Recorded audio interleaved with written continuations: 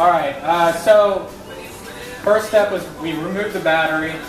Now this thing has been sitting for so long, the clutch is completely seized, it's not moving at all. So what we're going to do is we're going to pull that clutch, but before you can pull the clutch, you need to drain all the oil. And so what I did was there's a 19mm bolt directly underneath the oil filter over here, and it just drains out of that bolt. And it actually came out looking not too bad. I don't see too much water in it. He had to have changed the oil just before storing, and that is a very good practice. If you're going to be storing your motorcycle for long periods of time, you want to change your oil before you store it, and then again after you're done storing it. And since this thing's been sitting so long, you know, after we get it fired up and we get new oil in it, and that oil's been circulating in the motor, we'll probably change it again. You know, we'll look at the condition of it through the eyeglass, but we'll probably end up changing it again. So the next step here is we're going to go ahead and pull the clutch. Now, one thing you need to pay attention to is this link right here. You can get this cable off of here in one of two ways. You can either unbolt all of these housing bolts and then ease this off. Hopefully it has enough slack to do that when you do that, or you can just loosen these nuts up here and then just pull it off right now. I think we'll probably try this first, and then if that doesn't work, we'll go back up here to this adjuster nut and move it. So that's the course of action that we're going to take at this moment. In order to make this job a little easier, we're going to go ahead and move this out of the way. Just a 10mm bolt right here.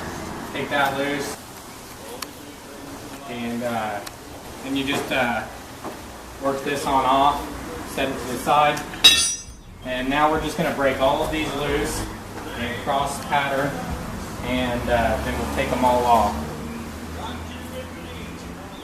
We have all the bolts removed. We went ahead and drew a little diagram, just represents where the top is, or maybe where the eyeglass is, and then you just cut the appropriate number of slots and then put the bolts in there. That helps you keep them organized, and if they're different sizes like these, you know exactly where they go, and you're not going to mess any threads up or anything like that. So next step is to go ahead and pry this case off.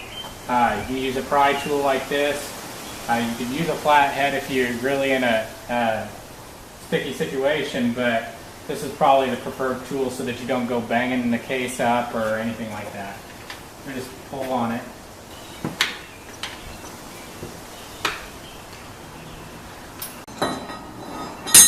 Yeah.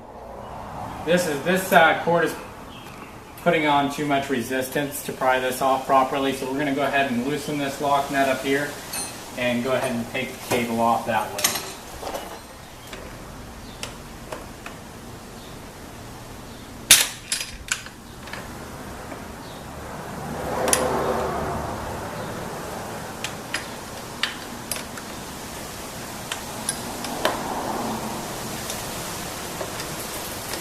As you can see, everything doesn't come super easy working on these older bikes.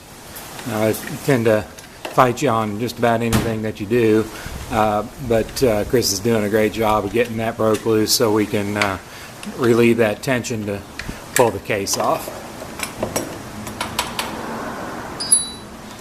Here we're just going to go ahead and take the bracket off. There's 2 Allen bolts to do that, and we think that'll speed up the process a little bit more and achieve the same result.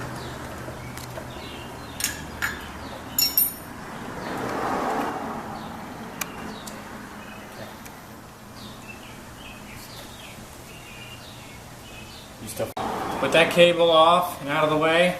Go ahead and start prying this off again. A lot of times you can just pry it off by hand.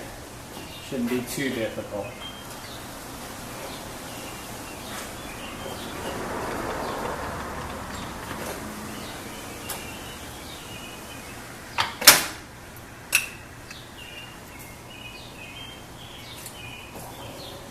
you need to pull it off square to get it from this dowel. We're going to break these clutch bolts loose with an impact. They're torqued on pretty tight, so it'd be kind of hard to do it by hand.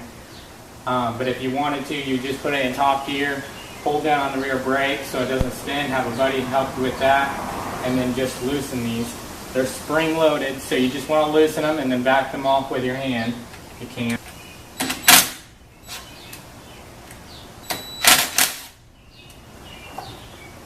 Alright. Now they're all loose. Let's start pulling them off one at a time.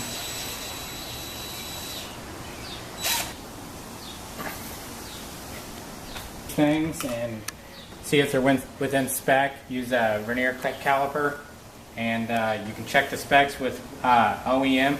I'm going to pull this off the clutch plate.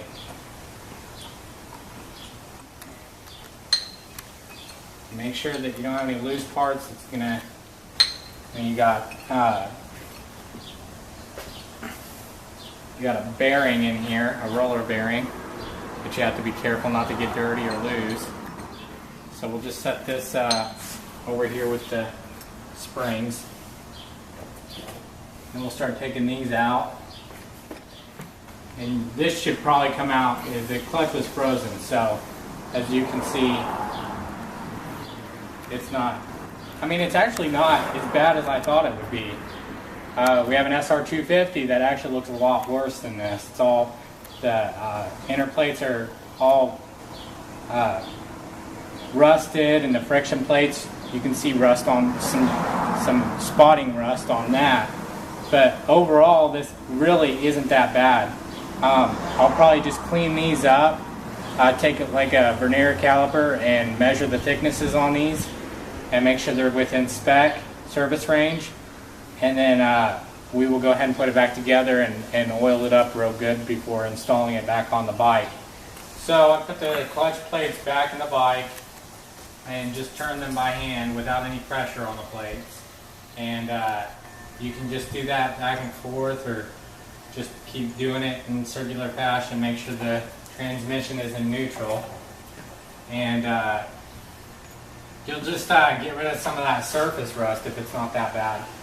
And it'll also free those plates up. This bike's been sitting for so long, the oil's dripped out of it, that what we're probably going to do is re-soak these plates, reinstall them in the bike, and after we check the specs and verify that the plates aren't too worn, we should be able to reuse these. But if they were heavily rusted or they were worn beyond specification, then you know, clutch packs aren't too expensive. You can just replace these, and it shouldn't be a big deal. So that's where we're at right now. Always replace your gasket on the cover. Don't reuse it. Obviously this one's shot because there's nothing there sealing the case. Also, another thing that you want to look at while you have these clutch discs out is pull these out real quick. And you know, if the clutch has been rode hard or grinded a little hard, you'll develop some grooves on the insides of these baskets, the inner basket and the outer. And what you can do is, these actually aren't bad at all. You can see some fine grooves, and that's fine. If they get too deep, you'll have your clutch plates hanging up, and you could experience some drag. So what you could do is you could file some of those grooves. You have to be very careful with a file, and file all these grooves down to where they're smooth enough that the plates can actually move in and out of engagement without any hang up. So hopefully that helps you guys with your restoration.